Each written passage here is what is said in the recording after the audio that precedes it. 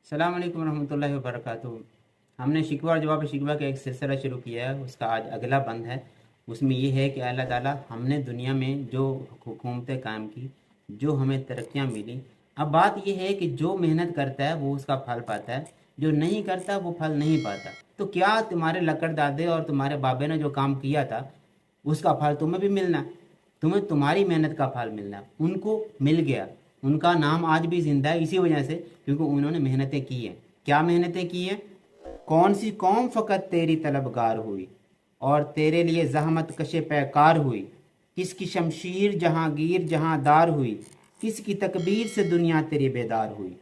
किसकी हैबत से सनम सहमे हुए रहते थे, मुंह के बल गिर के हो अल्लाहु अहद कहते थे। कि या अल्लाह, हम वो मुसलमान थे, हमारे आबा और अजदाद जिनको तूने मुसलमान बनाया, हम ही वो थे जिनकी तकबीर के साथ पूरी दुनिया कांप उठती थी। और जो बुत थे वो खुद ही गिर जाते थे और गिरते हुए वो तुम्हारी तस्बीह बयान करते थे। तो हमारी ही तलवार थी, हमारी ही तलवार पूरी दुनिया पर कायम हुई, पूरी दुनिया पर हमने हुकूमत की और पूरी दुनिया को अमन का गहवारा बनाया और पूरी दुनिया में तेरे नाम को सरबलंद किया। लेकिन वो हमारे आबा और अजदाद ने किया। आजकल हम क्या कर रहे हैं? क्या आजकल हमारे अंदर वही यूनाइटी, वही इत्तेहाद, वही एक दूसरे की इज्जत करना, वही भाईचारा, वो सारी चीज़ें इस वक्त मौजूद हैं? उस वक्त ये जो यूनाइटी थी, ये सारी चीज़ें मौजूद थी, लेकिन उनके लिए एक पॉइंट था, एक ही अहद था, एक ही गिरा थी कि सब रसूलुल्लाह सल्लल्लाहु अलैहि वसल्लम से एक ही तरह से मोहब्बत करने वाले थे। लेकिन आजकल फ़िरका बंदी है। जब इस तरह से सारे मामलात बने तो आपस में इत्तेफाक टूट गया। और ये इत्तेफाक का टूटना जो है, ये इत्तेफाकन नहीं है, इसके पीछे बहुत बड़ी साजिशें हैं।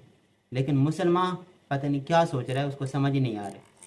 अल्लामा इकबाल ने इस बात का एक शेर में जिक्र भी किया है कि मुसलमानों के इत्तेहाद का सिर्फ एक ही पॉइंट है, वो रसूलुल्लाह सल्लल्लाहु अलैहि वसल्लम की ज़ात है।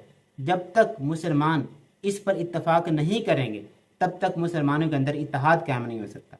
और वही पॉइंट पर हम जमा नहीं हो रहे हैं, उसी पॉइंट की वजह से हम इस वक्त मुंतशिर हैं और इस वक्त हम फ़िरका बंदी का शिकार हैं।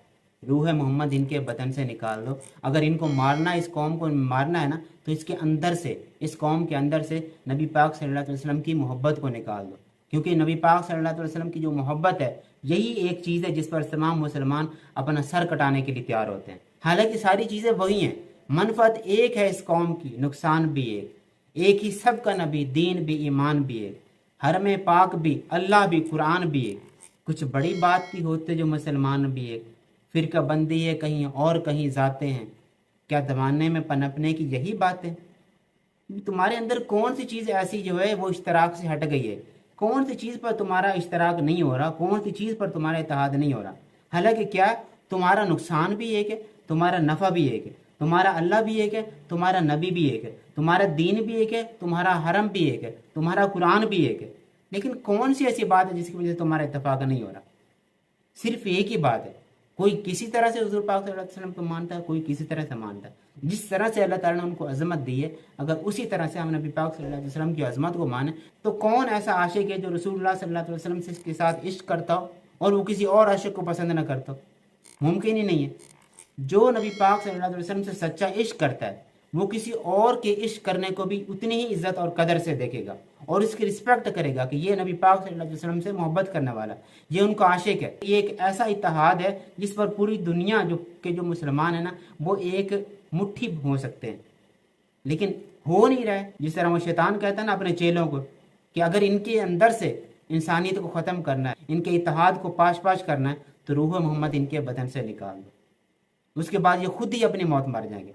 और इस वक्त भी वही सूरत हाल हो रही है।